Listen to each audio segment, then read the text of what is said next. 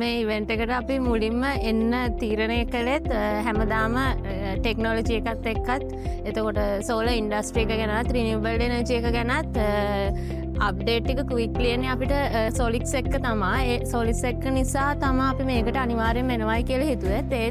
ඒ වගේම ආව වගේම ඒ බලාපොරොත්තුත් එක්ක අලුත් ටෙක්නෝලොජි එකත් එක්ක මේක අලුත් වෙන්නේ කොහොමද, මේ ඉන්ඩස්ට්‍රි එක අලුත් වෙන්නේ කොහොමද, ඉන්වර්ටර් එකේ හයිබ්‍රිඩ් ඉන්වර්ටර් එකේ එතකොට අලුතෙන් ආව අප්ඩේට්ස් මොනවාද, අපිට කස්ටමර්ස්ලට ඔෆර් කරන්න පුළුවන් අලුත් ඔපචනිටස් මොනාද, ඔප්ෂන්ස් මොනාද, ඒ හැමදේම අද ඉගෙන ගත්තා.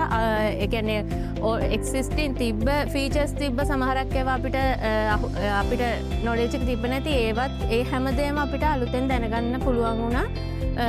දන්නේ නැති තව දේවල් ඉගෙන ගන්නත් පුළුවන් වුණා. සෝලිස් ප්‍රොඩක්ට් කියන්නේ අපි සන්රයිස් ඒෂියා සෝලර් කම්පැනි එකෙන් ඕනම කෙනෙකුට බය නැතුව හැමදාම රෙකමෙන්ඩ් කරන්නේ සෝලිස් ඉන්වර්ටර් එක තමයි. මොකද අපිට ආෆ්ටර් සර්විස් එකේදී වුණත් බය නැතුව 100% වග කියන්න පුළුවන් සෝලිස් ඉන්වර්ටර් එකත් එක්ක වැඩ කරද්දි තමයි. එතකොට අපි කස්ටමර් කෙනෙකුට රෙකමෙන්ඩ් කරන්නේ අපිට වග කියන්න පුළුවන් විශ්වාසයක් තියෙන ප්‍රොඩක්ට් එකක් විදිහට. ඉතින් සෝලික්ස් එකත් එක්ක සෝලිස් එකේ ප්‍රොඩක්ට් අපි යූස් කරන්න හේතුව අපිට ඒකේ ආෆ්ටර් සර්විස් එක ගැනත් ඒ ප්‍රොඩක්ට් එක ගැනත් තියෙන 100% විශ්වාසය නිසා.